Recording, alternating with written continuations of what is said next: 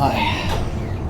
Kenny, you said that you thought that Utah was anomalous and that you had been soft, and players certainly responded. And they said that you were the reason for responding the way they did. How does it feel hearing that from them and just having the type of performance that you guys had? Well, I think, over the last year and a half, we've proven that that's not us. And if you get too caught up in, outside noise, you can get convinced of something you're not. And you can't get convinced of something you're not. Now, do you have to self-correct when you realize that maybe you've miscalculated and steered something in the wrong direction? Yeah, right? That's what you got to do. But that doesn't mean that you're going in the wrong direction. It just means you may be 5 degrees, 7 degrees off, right? And I think, good programs, they don't turn left or right. They just turn a little bit. And all we did the exact same practice. We just said, hey, live, 5 minutes. Hey, thud. Right, so we didn't turn the ship a different direction. We just moved it 5 to 7 degrees, and the guys responded tonight, whatever time it is. Yeah, and so. By the way, you can't be on the field. Oh, it's not there anymore. It said no people on the field. Just given what Texas Tech had accomplished coming into this game, how do you put into context the type of defensive performance that was? Yeah, that was unbelievable. From start to finish, it was absolutely unbelievable what they did out there. Offense was, for what their defense has done to people, offense was unbelievable. If we can just get out of our own freaking way, it's going to jive me. We won. We'll talk about that a different day. Unbelievable job. Great job, defense. A lot of things to correct. Man, great job. We got Jacob. We'll get it to everyone. Jacob Brooks, Sun Devil Source. Kenny, obviously Sam Leavitt was coming into this game banged up. What does this say about him that not only he went out there and started, but he was laying his body on the line, Sam? Yeah, that's Sam. I'm just glad he didn't play basketball this week, That's what people think a competitor like that does. It's disgusting. The dude's a battler, he's a competitor, he's a fighter. He wants to do everything he can to get on that field for his team. He was ready to play this week. I felt he was ready to play this week, and he played, and he fought. And he competed, and that's what Sam Leavitt does. And you talk about that competitive nature. Jordan Tyson also was dealing with potentially cramps at one point in the game. He came back out and had a huge catch on that fourth down in the fourth quarter. What does that say about him as well? Oh, hi. Good. You missed the good part I said about you. He sucks. But it's just a testament to the way, him and Sam work. They work, they care, they prepare, they do everything they can to get on the field. JT's probably going to be up here at the crack of dawn tomorrow in the ice tub. That's what they do. This dude sitting next to me, I've never been around a guy who just works to try to win football games as much as he does on and off the field. His body, he'll go, he just does everything he can for this football team. And in the biggest moments, he makes the biggest plays. It's because he plays the Clash of the Clans or whatever? Clash Royale. Clash Royale, there it is. Luke, go ahead. Hey, Coach. Luke Lundler, Sun Devil Source. This week you put out a call for the home crowd to show up like it has weeks before, but you wanted it to be the biggest you'd seen yet this season. After what could have been seen by many as a deflating loss last week, they showed up today, and it was the loudest the stadium had been all season. What does it say about how far this program has come, such that even after one of the worst losses in years, you come back home, you have this kind of crowd, and you see that be reflected in the plays on the field? Yeah, seen by many as a deflated loss is a nice way to put it. It should be seen by all as a deflating loss, right? And for one, the fans to show up the way they did, or players to not cower. When you have a loss like that, you can go down a rabbit hole. And a lot of people go down a rabbit hole, whether that's football or life. You can go down a rabbit hole in those moments. And our guys didn't go down a rabbit hole. We went live period 3, and not one person flinched. Like, we had JT and Rouser having collisions, in period 3 of practice, nobody flinched. And that's what gave me a lot of confidence between them. And when this kid's taking snaps at quarterback, you can have a lot of confidence. And Sam, you just mentioned the confidence that he has in you.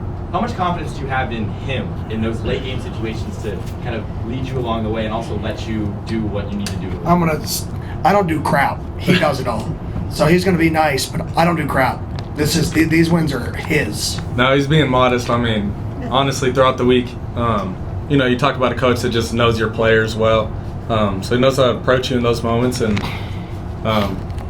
talk about someone who talks about every single scenario there is. And we're as soon as I come in, what game were we watching? We're watching Miami versus Louisville. Yeah, right before half. There's a little debate, on what they should have done with the clock management. And we're just coming in right there at the meeting, and I'm talking about what I think we should do versus what he thinks, and that's what happens on game day. We're just on the same page, so it's one of the best situations for me to play in. Nate? Hey guys, Nate Mills, Cronpeg News. For both of you guys, what was the interaction with Jordan Tyson in the second quarter when he went down with that hamstring scare and then came back and scored? Yeah, in the fourth quarter when that happened, it was definitely unfortunate, but he battled back. He's a fighter, he's a competitor. I think that's what our team's built off of, is people who will fight, and you'll win a lot of games with people who will fight. Go ahead, Doug. Doug Franz, Unplugged. Sam, this is a ref question, so I want to warn you up front. But what is it about the man on your left that coaches you guys mental toughness-wise that you don't fall into the trap that other teams can do when you think maybe there should be a lot more flags? Yeah, you're saying what does he do just to test us mentally? It's every single day. Walking in, as soon as I'm shooting the hoop, he's talking crap, saying I can't make a shot when he's in my ear, and I'll just swish and look at him and smile. And just stuff like that every single day. He's telling me, you're not like you were last year, you're not doing this and the third, and he knows just how to push my buttons in the best way possible, and I might fight and, get mad and not want to talk to him and, fake a handshake with him, but at the end of the day, he knows it's all love, and it just pushes the best out of me. Doug, go ahead. Or did you? I'm good. Kenny, you were pretty open about just being a little too soft over the last 2 weeks. How much did you beat yourself up over that, just going into this week and throughout this week? Yeah, I think, like I said, you gotta just self-reflect. Nobody's perfect, so the goal is, you can't worry about what you didn't do as good as you wanted to. It's frustrating, but you have to worry about how to fix problems, right? You just continually talking about a problem doesn't solve it. So I'm a big believer in finding problems, and then what do you have to do to solve it? If some people just like to complain, that's not a good way to get better. You got to find solutions to problems. So it beat me up a lot, but I sat down and I said, okay, well, I called some people. I called 2 coaches that I knew that I have a lot of respect for, and I said, hey, this is the situation we're in. We got guys dinged up. We've got guys in green jerseys. We're not as physical as we were. We're a veteran team. I've never been in this situation. Help? And I took their advice, and we did it. So, I wish I could even take credit for how we changed practice. I just listened to other people who have been through this. And I think that's what every player goes through too, is you're just constantly listening to people that can make you better. Greg, go ahead. First of all, congratulations, guys, on the win. Greg Moore, Arizona Republic. Sam, if you could take me through the final drive a little bit, particularly the play where you charged the line, looked like you were going to run, then pulled up and threw a pass at the last second. I'm thinking that was like a design play, but was it live? Was it really? That's called Sam. Yeah. That's why I say you guys give us coaches way too much credit. Him. Sam, that was improv? Yeah, we were running, we're in empty, and they brought cover 0, and saw JT's on a little 5-yard out, so I ran at him, and he just turned it upfield and found him on the play. So, hell of a play by him. And then if you could just give me what you were thinking as you were jogging onto the field, right? You got 75 yards to go. You got 2 minutes. You got your best wide receiver with a hamstring. What are you thinking as you get into the huddle for that first play of the drive? Yeah, we had done really good with control passing all game. So going into that 2 minute, there wasn't too much worry there. I was just getting our guys dialed. No pre-snap penalties. Holding's taking care of the ball, and we're going to drive down the field. And then it was just really up to me to put the ball in their hands and have them make plays. That's what happened. Up front, I was really proud of the guys. We had some guys dinged up, and people had to step up. Had a true freshman in there came out and played really well. So I was all props to them. Hi. Hey guys, it's nice to meet you both of you. It's Aya Abdi for Devils in Detail. I have two questions. So first for Kenny, how does the wins like this help set the momentum for the Sun Devils for the next few weeks? And for Sam, how do you feel after missing a game the week before and in your performance today? Yeah, good question. I think anytime you have a win like this, it rejuvenizes your program, especially after the embarrassment of, I'm going to talk about it because I'm still so embarrassed by it, of 2 weeks ago. So anytime you can have a win like this, it can definitely put you in the right direction. But the key is, doesn't make you complacent. The reason we could win this game is because we lost the game prior. We don't win this game if we beat Utah. We don't win this game if we have close versus Utah. We only won this game because we were so embarrassed that our guys had a different level of intensity and focus, and we found it. And now the challenge is, through the praise, can we continue to have it? And so I would say it's a positive, but it can also be a negative if we don't use it to continue to drive us. Yeah, I mean, just, missing last week was rough. I remember we were driving on the bus on the way to the game, and it's obviously, we're in Arizona, so it doesn't really get fall weather out here. So we get there and, leaves are falling and it feels like real football. So we're on the way to the stadium. I got my headphones on and I just started bawling, because it's just a game that I put my everything into and I couldn't be out there for my guys. So, it was really rough on me. But I tried to do my best, for them, and then it really just gave extra motivation going into this weekend. I was sitting in the cold tub room before this game and got those same emotions, kind of helped propel me to this win. George, go ahead. Ken, you said all the way back in spring that where you wanted to see Sam improve as a passer was in the short game and getting it out quick. Felt like exactly tonight that's what worked so well, especially against a really good Red Raider defensive line. I mean, what can you say about Sam and how he's improved as a passer? Yeah, it's unbelievable. I mean, sometimes you don't know that something could be a blessing. And, I think the fact that he did, hurt his lower leg that is available for photographs, that it forced him to throw and play the game a little bit different. And I think it clicked. And the last 2 games have been his best 2 games, in my opinion, at doing that, because he hasn't had to play with his legs all the time.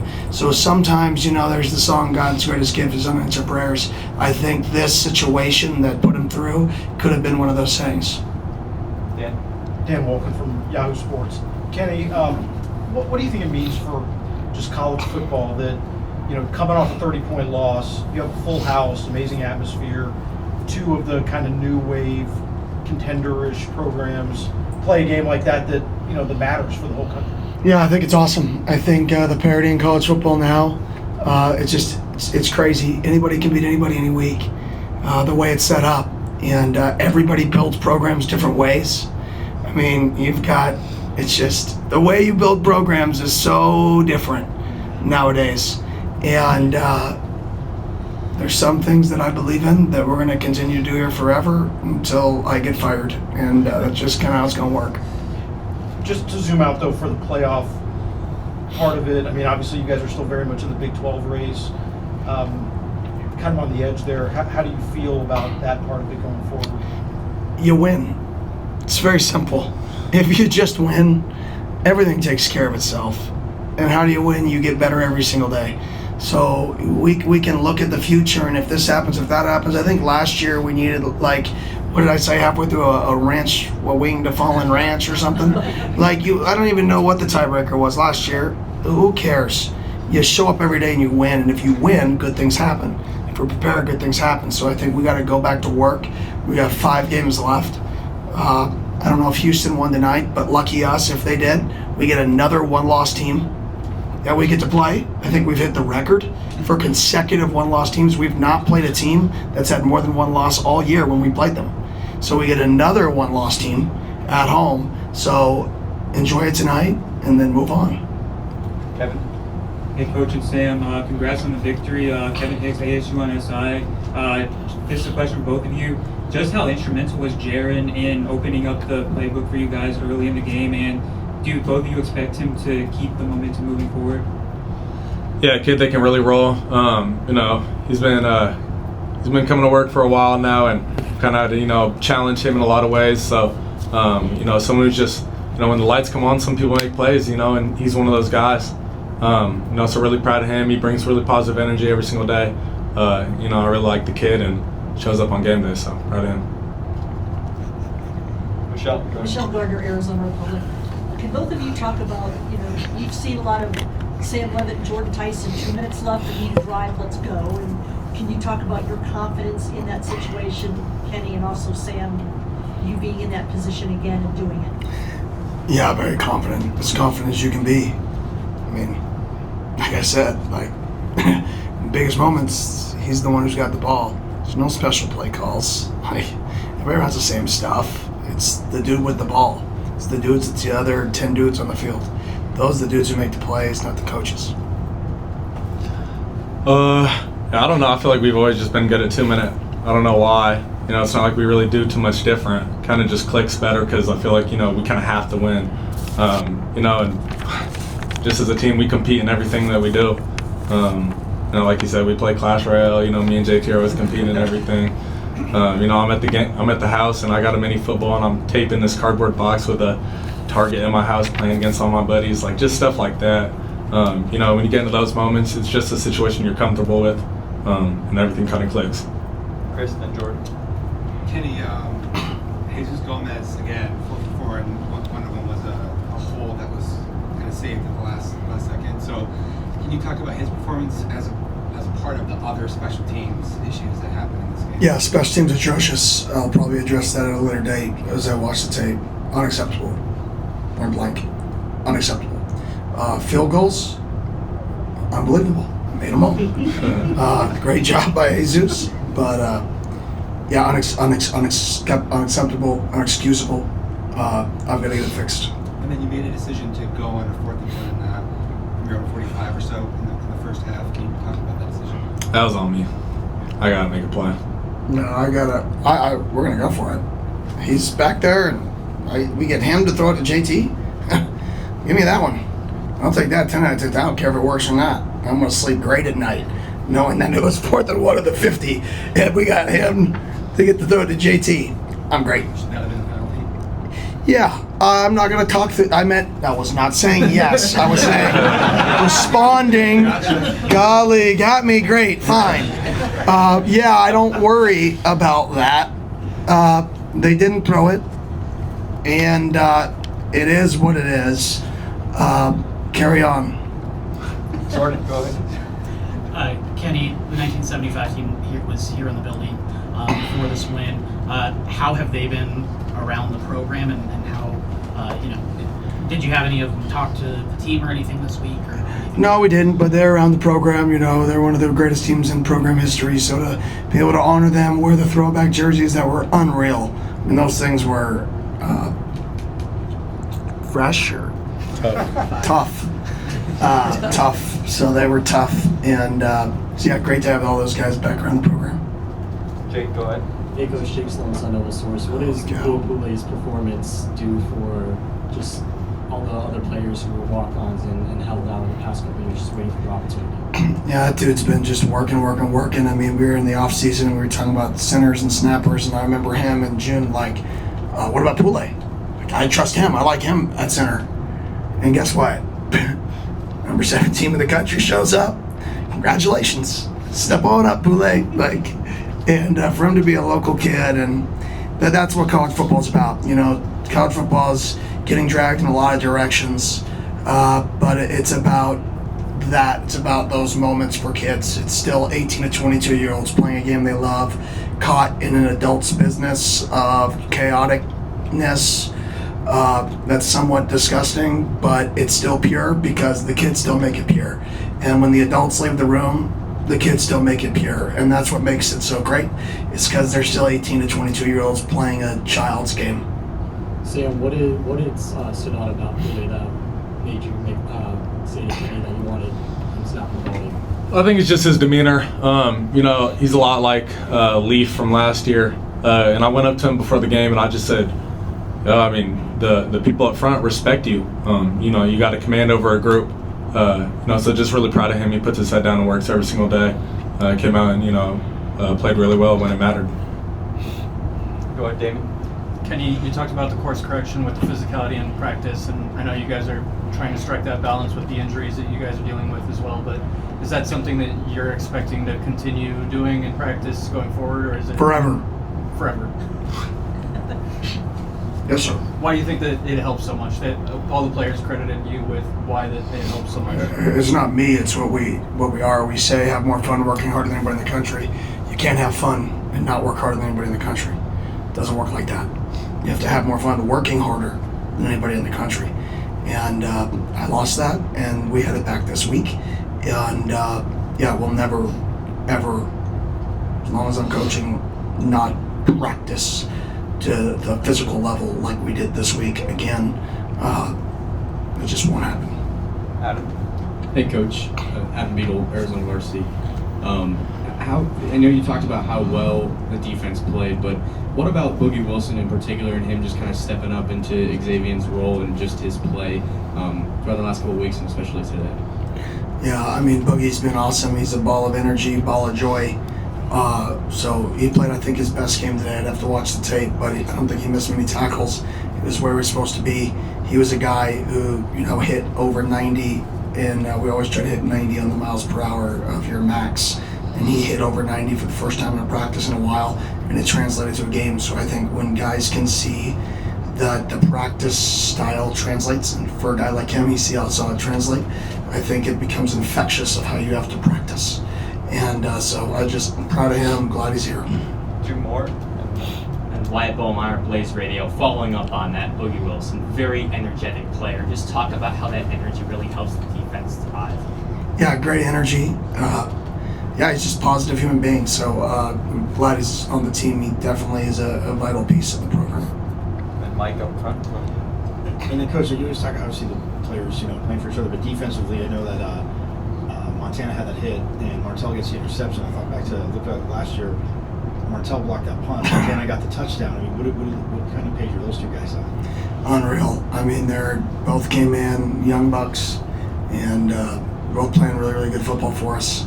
And big plays. I mean, won the turnover battle. This would keep that team that was creating takeaways at an unbelievable rate on defense. And for us not to turn the ball over, is one of our core principles, and we didn't do that.